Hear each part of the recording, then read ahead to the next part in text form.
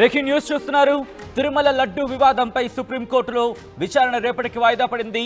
రేపు ఉదయం 10:30 విచారణ జరపనుంది ధర్మాసనం. కేంద్ర నిర్ణయం తెలపడానికి సమయం కావాలంటూ కూడా సోలిసిటర్ జనరల్ చెప్పుకొచ్చారు.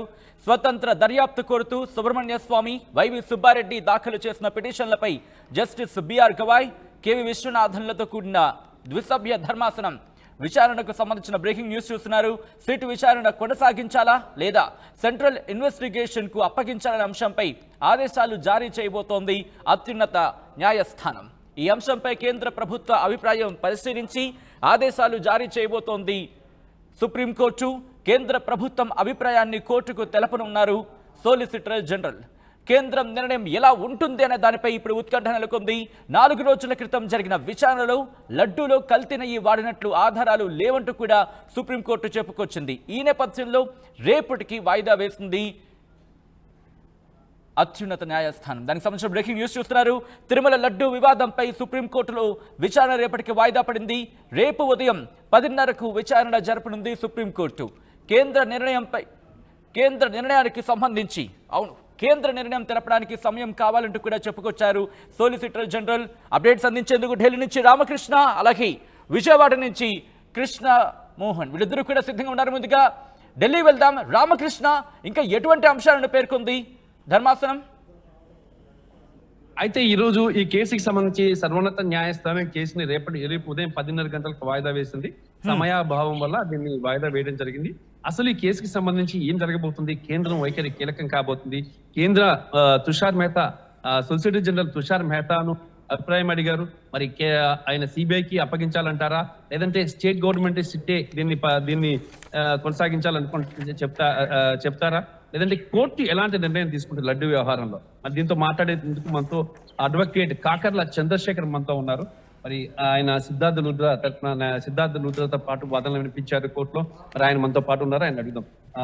చంద్రశేఖర్ గారు, ఈ కేసుకు సంబంధించి ఏంటి లేటెస్ట్ పరిణామం? ముఖ్యంగా ఇవాళ కేసుకు సంబంధించి డాక్టర్ సుబ్రహ్మణ్య స్వామి గారు కూడా 2 గంటలకే వచ్చి కోర్టు నంబర్ 3లో కూర్చుని రెడీగా ఉంటాం. తను 40% గా ఆయన వేశారు కాబట్టి రెడీగా ఉండటం జరిగిందండి. కాకపోతే ఇవాళ సిద్ధార్థ్ లూథ్రా గారు కూడా ఓకే అని చెప్పినా కూడా రెస్పాండెంట్ కౌన్సిల్ తరఫున కొంతమంది, ఇది దాదాపు 4 కలిసి పిటిషన్ వేయడం జరిగింది కాబట్టి దీనిపైన వారు కూడా రెస్పాండెంట్స్ కౌన్సిల్ తరఫున కూడా కొంచెం సమయం కావాలి, మేము రేపు ఉదయం 10:30 అయితే అన్ని విషయాలతో రెడీగా ఉండగలము అని చెప్పడంతో దీన్ని ముఖ్యంగా రేపటికి దీన్ని వాయిదా వేయడం జరిగిందండి. రేపు ఉదయం 10:30 ఈ లడ్డూ కేసుని రేపు ఉదయం 10:30 వాయిదా వేయడం జరిగింది. గవర్నర్ సుబ్బారెడ్డి గారు కూడా వ్యక్తిగా హాజరయ్యారు, లూథ్రా గారు వచ్చారు. ఇవాళ కపిల్ సిబాల్ గారు కూడా మాతో పాటే, కపిల్ సిబాల్ గారు కూడా senior advocate, senior council Kapil Sibal గారు కూడా రెడీగా ఉన్నారు. రామకృష్ణ ఇంట్రెస్టింగ్ గా ఇప్పుడు, ఎందుకంటే స్పెషల్ ఇన్వెస్టిగేషన్ టీమ్ సిట్ కి సంబంధించి, అలాగే ఇప్పుడు central bureau of central investigation కి సంబంధించి స్వతంత్ర దర్యాప్తు జరగాలని కోరుతూ పిటిషన్లు దాఖలయ్యాయి. కాబట్టి ఇప్పుడు కేంద్రానికి సంబంధించి ఏం చెప్పే అవకాశం ఉంది? ఎటువంటి చర్చ జరుగుతోంది సెంట్రల్లో? ముఖ్యంగా సెంట్రల్ లో ఎటువంటి చర్చ అంటే, ఇది యాక్చువల్ ఇక్కడ 5 పిటిషన్స్ ఫ్రేమ్ అయ్యాయండి. హిందూ సేన ఒక పిటిషన్ వేయడం జరిగింది. అలాగే బీజేపీ సీనియర్ లీడర్ కూడా సుబ్రహ్మణ్య స్వామి కూడా ఒక పిటిషన్ వేయడం జరిగింది. అదే విధంగా ముకుల్ రోహత్గి గారికి కూడా నిన్న కూడా డైరెక్ట్ గా సుప్రీంకోర్టు ధర్మాసనం ముఖ్యంగా ఈ 5 పిటిషన్లు ఏవైతే హిందూ సేన, విశ్వ హిందూ పరిషత్ కానీ ఇంకా సపరేట్ గా 2 పిటిషన్లు పిటిషన్లు ఫైల్ అయిన తర్వాత వాళ్ళు కూడా సుదీర్ఘంగా ఏంటి అన్ని పిటిషన్స్ ప్రేయర్ కూడా ఈ విషయాన్ని ఎందుకు పొలిటిసైజేషన్ చేస్తున్నారు అన్న విషయం ముఖ్యంగా హిందువుల మనోభావాలు దెబ్బతిన్నాయి.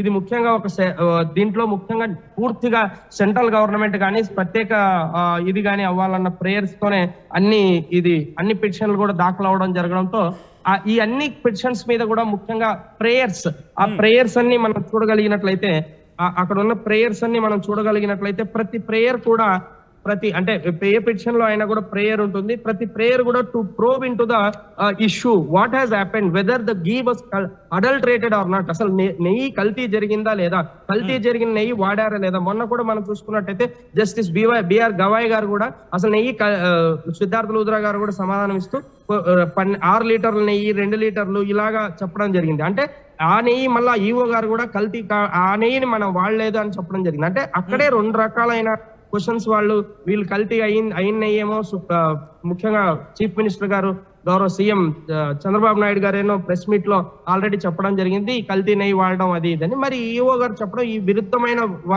విరుద్ధమైన విషయాలు 2 ఉండేసరికి గౌరవ ధర్మాసనానికి కూడా వెంటనే ప్రాథమికంగా ఇండెక్స్ లోనే వాళ్ళు మొత్తం కొన్ని క్వశ్చన్స్ వేయడం జరిగింది.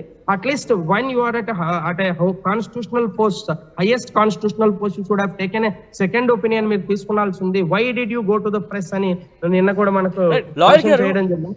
లాయర్ గారు, ఇక్కడ ఒక ఇంట్రెస్టింగ్ క్వశ్చన్ ఏంటంటే సోలిసిటర్ జనరల్ అయిన ఉదయం 10:30 వరకు కూడా సమయం అడిగితే రేపు ఈవినింగ్ 3:30కి మళ్ళీ ఇన్వెస్టిగేషన్ జరిగి మళ్ళీ కోర్టు దృష్టికి రాబోతోంది. ఎందుకు అంత సమయం? అంటే కేంద్రానికి సంబంధించి అంశానికి సంబంధించి ఎటువంటి డిస్కషన్కి వచ్చే అవకాశం ఉంది? ముఖ్యంగా ఇప్పుడు మనం చూసుకున్నట్టయితే ఈ విషయాన్ని మనం ఇది చాలా పెద్ద విషయం అండి. దాదాపు 5 నుంచి 6 పిల్స్ ఫామ్ అయ్యాయి. ఈ 5 పిల్స్ కి సంబంధించి కూడా మనం ఏదైనా తొందరగా ఏదైనా కూడా ఏ కేసు అయినా కూడా పిటిషనర్ కౌన్సిల్ వేసిన తర్వాత సుదీర్ఘంగా రెస్పాండెంట్ కౌన్సిల్ కూడా అందరి తరపున ఇవాళ యాక్చువల్ గా డాక్టర్ సుబ్రహ్మణ్యం స్వామి గారు కూడా పార్టీ ఇన్ పర్సన్ గా రెడీగా తన వాదనలు వినిపించడానికి రెడీగా ఉన్నారు.